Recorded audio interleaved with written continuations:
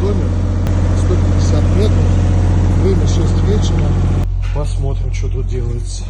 В доме тепло, оказывается, вот такие вот ветерки. Правильно, кстати, поставили, молодцы, повыше, и дуют как раз вот наверх. Про что я каждый раз говорю, что ветерок, да, его нужно вверх направлять.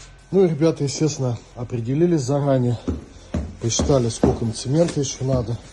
Потому что не всегда после 6 ты где-то купишь цемент. Вот, прикинули, что тут 13 мешков цемента, скорее всего, не хватит. Ну и послали еще за цементом водителя. Поехал за цементом как раз.